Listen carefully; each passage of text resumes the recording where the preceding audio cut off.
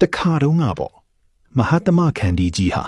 ခရီးသွားဖို့အတွက်ယထာပေါ်အတက်မှာသူ့ရဲ့ဖနက်တစ်ဖက်ကကျွတ်ပြီးတန်လန်းပေါ်ကိုပြုတ်ကျသွားတယ်။အဲ့ဒီအချိန်မှာယထာကလည်းစားထွက်နေပြီဖြစ်လို့သူကိုယ်တိုင်ပြန်ဆင်းကောက်ဖို့မဖြစ်နိုင်တော့ဘူးပေါ့။ဘေးကလူတွေကဘာဆက်လုပ်မလဲဆိုပြီးငီးကြည့်နေကြတော့မှပဲခန္ဒီကြီးကအီးအီးစီးစီးပဲကြံနေတဲ့ဖနက်တစ်ဖက်ကိုပါချွတ်လိုက်ပြီးစောစောကဖနက်ပြုတ်ကျန်ခဲ့တဲ့နေရာစီကိုလှမ်းပစ်လိုက်ပြန်တယ်။ဒါကူမြင်တော့အနာကခကြီးတဲ့တယောက်ကအံ့ဩတကြီးနဲ့ဟာအဖိုးဘာလို့အဲ့ဒီလိုလှုပ်လိုက်တာလဲလို့လှမ်းမေးတာပေါ့အဲ့ဒီအခါမှာတော့ခန္ဒီကြီးကပြုံးပြုံးလေးနေပဲစောစောကတစ်ဖက်ထဲကောက်ရတဲ့လူဟာအခုဆိုရင်တော့ဖနက်တရံလုံးရသွားပြီပေါ့ဗျာဒါဆိုရင်သူအဆင်ပြေပြီးစီးလို့ရသွားပြီလေလို့ပြန်ဖြေခဲ့ပါတယ်တခါတလေမှာ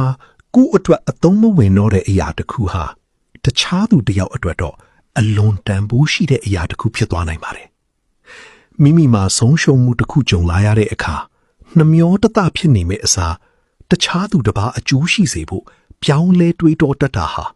မော်မြတ်တဲ့စိတ်ထားပဲဖြစ်ပါတယ်